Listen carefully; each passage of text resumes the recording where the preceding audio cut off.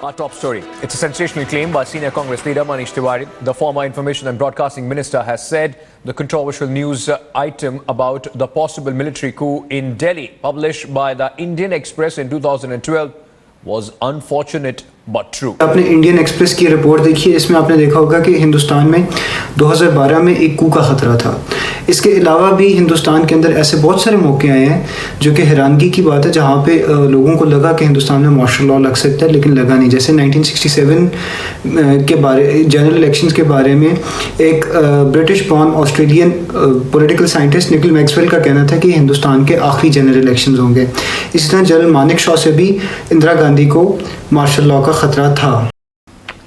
One evening at 4 o'clock in my office, I was having tea when Mrs. Gandhi rang up. She was in Parliament House. And she rang up and said, "Sam, are you very busy?" And I said, "Prime Minister, the Army Chief is always busy, but never too busy to talk to his Prime Minister." She said, "Can you come over?" And I said, "I'm having tea here." She said, "Oh, I'll give you tea." I said, "I have good tea here. You'll give me mug." He said, "Oh, come over." So I said, "Okay." So I got hold of the ADC. I said, "The girl wants me. Come on, get the car." The girl wants me. They always knew I'd talk like that. So we got into the car, went to Parliament House. She was sitting in her office with a kidney-shaped table. She was an actress. She was sitting down like this. I walked in my breezy way. I said, "Hello, Prime Minister. You seem worried. What's wrong?" She said, "I've got problems." So I said, "Oh, cry on my shoulder. What are your problems?"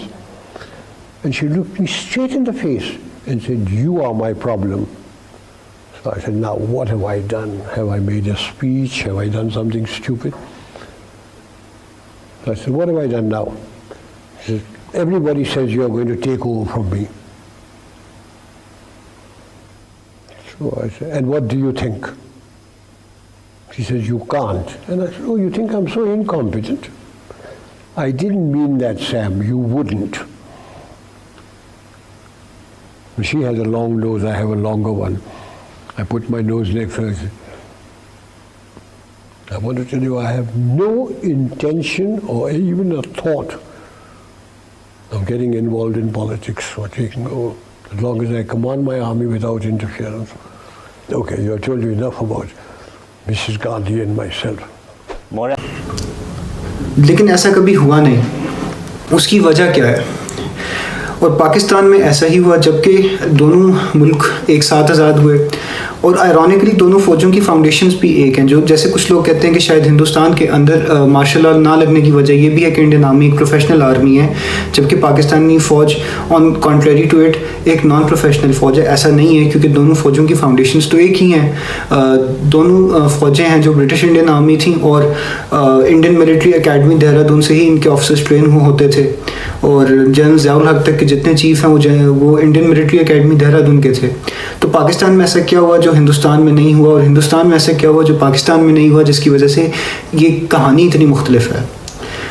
तो जब पाकिस्तान और हिंदुस्तान आज़ाद हुए तो ऐसा था कि पाकिस्तान के पास undivided India का 23% जो लैंड मैस है वो पाकिस्तान के हिस्से में आया, जबकि सारे जो इकोनॉमिक हब थे बॉम्बे, कलकत्ता और मद्रास को हिंदुस्तान में चले गए, जिसकी वजह से इकोनॉमिकली हिंदुस्तान पावरफुल हो गया। पाकिस्तान के अंदर ये मसाइल हो, इकोनॉमी के मसाइल हो, इकोनॉमी के साथ साथ पाकिस्तान को रेफ्यूजीज़ भी मिले। उसके अलावा 1947 में हिंदुस्तान और पाकिस्तान की पहली जंग होती है कश्मीर पे।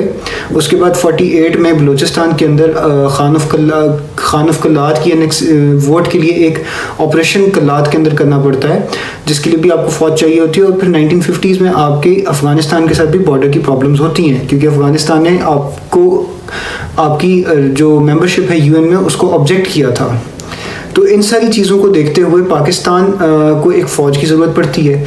लेकिन अगर आप देखें उस टाइम ब्यूरोक्रेसी की, तो पूरे पाकिस्तान में टोटल 150 ब्यूरोक्रेट्स थे, वेरस हिंदुस्तान में 4000 ब्यूरोक्रेट्स थे। सिमिलरली पाकिस्तान के पास जो पार्टी थी पावर में वो थी मुस्लिम लीग, जिसकी पाकिस्तान में कोई रीजनल लेवल पे रिप्रेजेंटेशन नहीं थी, वेरस हिंदुस्तान के अंदर जो पॉलिटिकल पार्टी थी कांग्रेस, उसकी जो रिप्रेजेंटेशन थी वो पूरे हिंदुस्तान में थी। और जो मुस्लिम लीग है इसके अंदर लीडरशिप का भी फुकतान था। इसके बारे में कायद आज़म ने ख़ुद पॉइंट आउट किया था कि मेरी जेब में खोटे सिक्के हैं। और उसके अलावा मौलाना अबुल कलाम आज़ाद ने भी कहा था कि जना और एक लियाकत के बाद मुस्लिम लीग के अंदर कोई बहुत बड़ा चेहरा नज़र नहीं आता।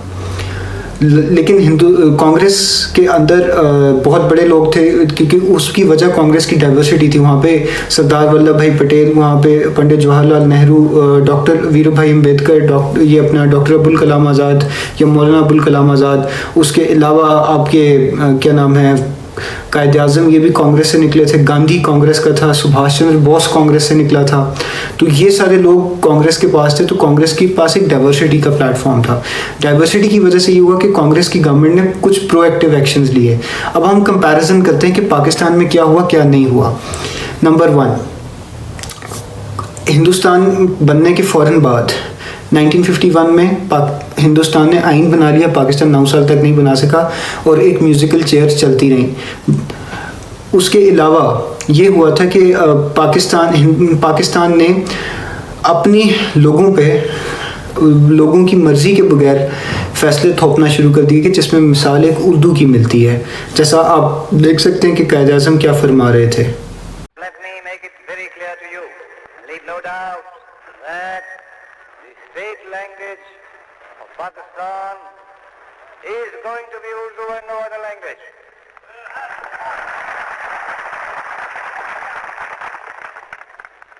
And anyone who tries to mislead you is really the enemy of Pakistan. Without a state language, no nation can remain tied up solidly together and work. Look at the history. Every government has got to have some state language. Therefore, so far as the state language is concerned, Pakistan's state language shall be Urdu. Similarly Hindustan के अंदर ऐसा हुआ कि जो कांग्रेस है उसने सबसे पहले तो ये किया कि सेपरेट इलेक्टोरेट को एबॉलिश किया। उसके अलावा हिंदुस्तान के अंदर चीज़ें लेकर हिंदुस्तान के अंदर उन्होंने जो शेड्यूल्ड कास्ट थी या बैकवर्ड कास्ट थी उनके लिए रिज़र्व सीट्स रखी जॉब्स में और आगे पीछे। तीसरी चीज़ उन्होंने ये की कि डेवोल्यूशन ऑफ पावर को एक्सरसाइज किया और आंध्र प्रदेश को एक अलग स्टेट बनाई। इसलिए आप देखें पाकिस्तान में आज भी सूबा टूटने की बात कोई नहीं करता, मुल्क टूटने की बात सब करते हैं, लेकिन वहाँ पे डेवोल्यूशन ऑफ पावर को इंश्योर किया गया। इससे एक डेमोक्रेसी जमहूरियत की रिवायत पड़ी। उसके अलावा हिंदुस्तान ने कुछ प्रोएक्टिव एक्शंस लिए, जैसे कमांडर इन चीफ उस वक्त कहते थे इंडियन आर्मी के चीफ को। 1955 में उसको कमांडर इन चीफ की जगह chief of army staff declare किया गया और ऑर्डर ऑफ सीनियरिटी के अंदर उसको नेवी और एयरफोर्स चीफ के बराबर किया कि फर्स्ट अमंग इक्वल्स। यहाँ पे एक बात क्लैरिफाई कर दूँ कि जो लोग समझते हैं कि इंडियन आर्मी की जो कमांड्स हैं वो इंडिपेंडेंट एंटिटीज़ हैं और वो रिप्रेजेंट करती हैं वो डायरेक्टली रिपोर्ट करती हैं मिनिस्ट्री ऑफ डिफेंस को, जब कैसे नहीं, वो report chief of army staff को ही करती हैं। लेकिन चीफ ऑफ आर्मी स्टाफ और ये जो नेवी और एयरफोर्स के चीफ हैं ये सीनियरिटी में बराबर हैं। इसके अलावा ये हुआ कि ये तो हो गया आपका ऑर्डर ऑफ सीनियरिटी। उसके अलावा जो प्राइम मिनिस्टर ने आर्मी चीफ या CNC की जो ऑफिशियल रेजिडेंस थी 3 मूर्ति भवन, उसको अपनी रेजिडेंस डिक्लेयर किया। और अपनी जो सिक्योरिटी है इंडियन लीडर्स ने वो हमेशा उन्होंने पुलिस के हाथ में दी थी 1984 तक। 1984 में हुआ ये था कि इंदिरा गांधी की असैसिनेशन के बाद कुछ अर्से के लिए फौज डिप्लॉय की गई, क्योंकि ज़ाहिर बात है वो किसी पर ट्रस्ट और कर नहीं सकते थे, क्योंकि इंदिरा गांधी को उसी के अपने गार्ड्स ने मारा था। तो उसके बाद उन्होंने एक नई फोर्स रेज की स्पेशल प्रोटेक्शन ग्रुप के नाम से और फ़ौज को फिर हटा दिया वहाँ से, ताकि वो प्राइम मिनिस्टर की सिक्योरिटी को इंश्योर कर सकें। लेकिन पाकिस्तान में उल्टा ये हुआ कि वहाँ पे आप देख लें कि 111 ब्रिगेड जो कि फ़ौज का ही एक फ़ौज का ही एक एलिमेंट है, वो प्राइम मिनिस्टर के सिविलियन लीडरशिप की सिक्योरिटी पे डिप्लॉयड है। हाँ, हिंदुस्तान में प्रेसिडेंट बॉडी गार्ड्स हैं, लेकिन वो प्रेसिडेंट के साथ हैं, क्योंकि प्रेसिडेंट सुप्रीम कमांडर है आर्म फोर्सेस का, लेकिन सिविलियंस के साथ फ़ौज की कोई सिक्योरिटी नहीं चलती। इसके अलावा हिंदुस्तान ने ये किया कि 1962 में जब उसको एक ह्यूमिलेटिंग डिफीट हुई चाइना से, तो उसने अपनी फ़ौज को बढ़ाया, लेकिन फ़ौज के साथ साथ उसने इंटरनल सिक्योरिटी ड्यूटीज़ के लिए, जैसे अभी जो हिंदुस्तान के अंदर नक्सल इलाके हैं जहाँ पे नक्सलाइट्स या माओइस्ट इंसर्जेंसी चल रही है, वहाँ पे central arm police forces deployed हैं काउंटर इंसर्जेंसी को कंट्रोल करने के लिए। जो इंडियन आर्मी है वो काउंटर इंसर्जेंसी को सिर्फ कश्मीर में और नॉर्थ ईस्ट में कंट्रोल करती है, या एक ज़माने में पंजाब में किया करती थी। तो ये डिस्टिंक्शन आप स्क्रीन पे देख सकते हैं कि वहाँ पे कौन सी पैरामिलिट्री फोर्सेस हैं, कौन C central arm police forces हैं। पैरामिलिट्री फोर्सेस में हिंदुस्तानी फ़ौज के ऑफिसर्स जाते हैं डेपुटेशन पे, लेकिन सेंट्रल आर्म पुलिस फोर्सेस में ज़्यादातर जो ऑफिसर्स होते हैं वो उनके अपने उस फोर्स के अपने होते हैं, या कुछ IPS officers, Indian police service officers post होते हैं उतली पोस्ट के लिए। और इंटरनल सिक्योरिटी में रोल सबसे ज़्यादा CAPFs का है, और उस वजह से उनकी स्ट्रेंथ भी ज़्यादा है। सिमिलरली हिंदुस्तान ने एक मिलिट्री फाइनेंस डिपार्टमेंट बनाया था अंग्रेज़ के ज़माने में। उस मिलिट्री फाइनेंस डिपार्टमेंट को हिंदुस्तान ने पार्टीशन के बाद अबॉलिश किया, और फाइनेंशियल जो फ़ौज के मसले हैं मिनिस्ट्री ऑफ डिफेंस और आर्म फोर्सेस ट्रिब्यूनल के पास चले गए। पाकिस्तान में भी कुछ ऐसी चीज़ें हुई थी, लेकिन वो टीक्स बिलीव करते हैं कि वो शायद नॉमिनल चीज़ें हैं। इसके अलावा पाकिस्तान के अंदर अगर आप देखें तो जो मिलिट्री को पॉलिटिक्स के अंदर यूज़ भी किया गया। अगर आप पिछले कुछ सालों में देखें तो पॉलिटिशियंस ने मिलिट्री के जो चीफ्स थे उनको एक्सटेंशंस दे के अपनी पॉलिटिकल जो है लास्ट उसको सेटिस्फाई किया, या उसको एक्सरसाइज किया अपनी पॉलिटिक्स के लिए, उनको एक्सटेंशंस दी। वेयरएज वहाँ पे एक ही एक्सटेंशन थी जनरल मानिक शॉ की। By the way general Manik Shaw से भी कू का ख़तरा था इंदिरा गांधी को, लेकिन वो कू कभी मटीरियलाइज हो नहीं सकी। सिमिलरली हिंदुस्तान ने अपना ये किया कि जो इनकी इंटेलिजेंस सर्विस थी, raw research and analysis wing, उसके अंदर कोई फौजी नहीं रखा, उसमें सारे वो एक सिविलियन ऑर्गेनाइजेशन रखी, अनलाइक ISI।